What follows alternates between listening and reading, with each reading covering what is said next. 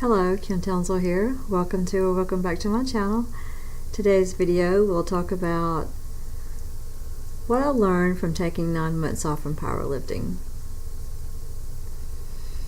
Since I started powerlifting several years ago, I've never taken more than a couple of weeks off from getting back in the gym and doing what I call the powerlifting moves, or moving the heavy metal, which to me is doing squats and deadlifting and doing benching, not just doing like what I call baby reps or maintenance reps.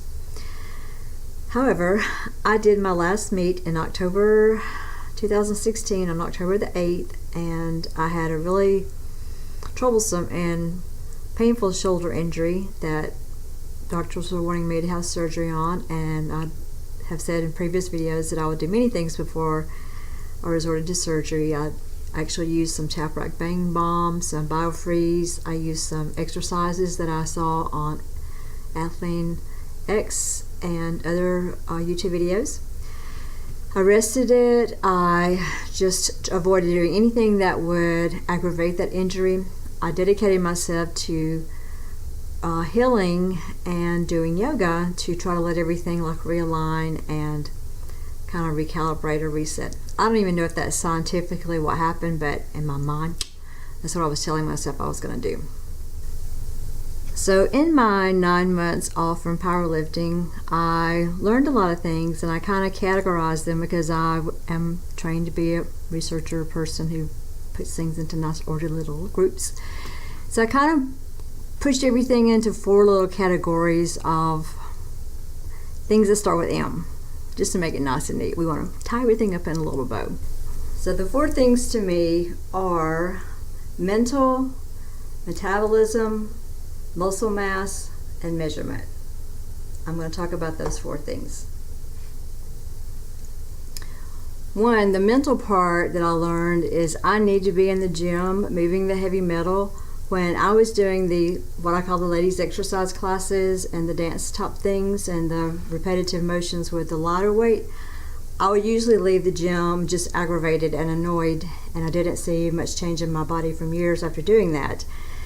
When I started powerlifting, I started seeing some changes in my body. It started shaping. It is actually the only thing I've ever done that made me look like a woman, believe it or not. So for my mental health, being in the gym and moving a heavier weight just helped me with my temper. It helped me with my attitude. It helped me want to go to the gym. It helped me a lot. So I learned that I need to be in there doing the metal for my mental state.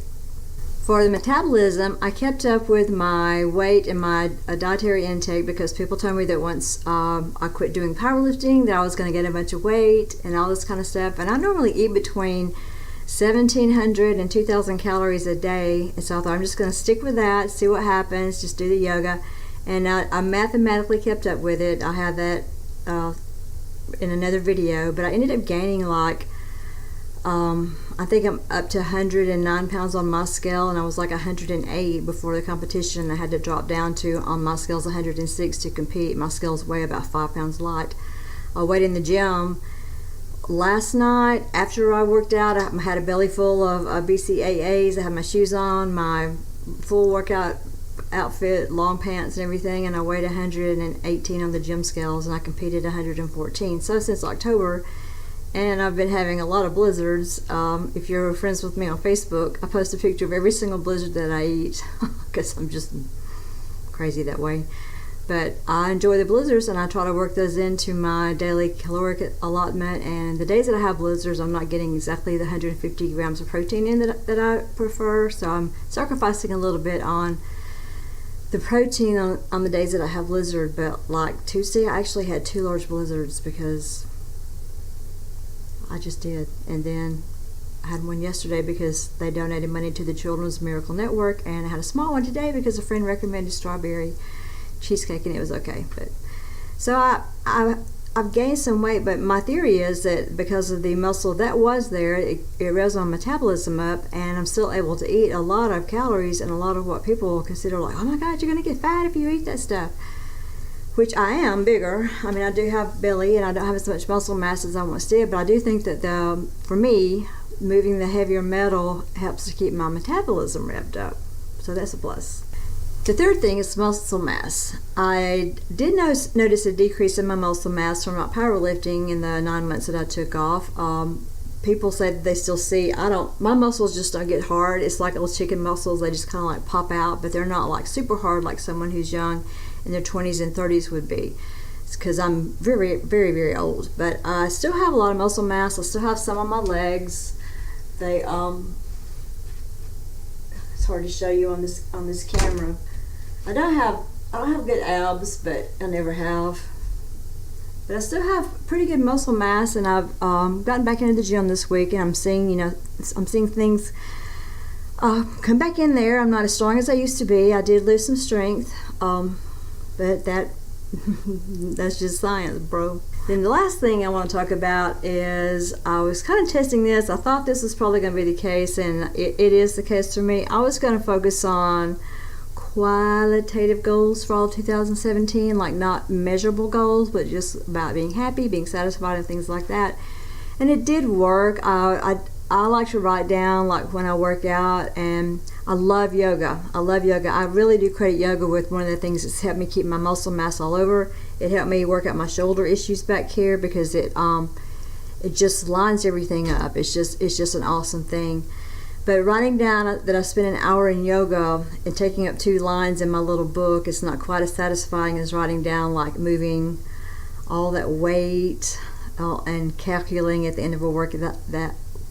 Calculating at the end of a workout. I can't speak English sometimes.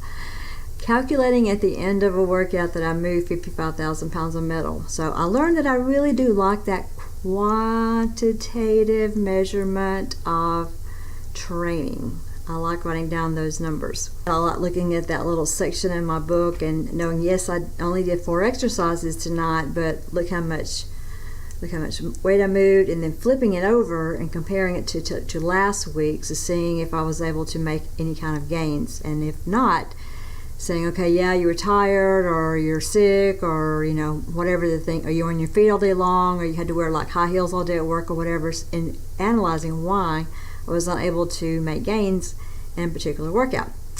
So that's my lengthy little analysis of the 4 M's of what I learned about myself from taking 9 months off from powerlifting, and I'm back in. I'm testing the water, so to speak, and I'm probably going to register at the end of next week for Charlie's October meet and do another powerlifting meet. I really want to see if I can get my bench up. I've never benched well in a competition, so I really want to try to set an American record in that, which if I can do 99 pounds, I will do that. Wish me luck. Consider liking the video, subscribing to my channel, share the video if appropriate, leave your comment below, even if you just leave a word of encouragement, because like, come on man, it's not going to cost you anything to give me a little bit of like, yay, go Kim, you can do it. And until next time, bye.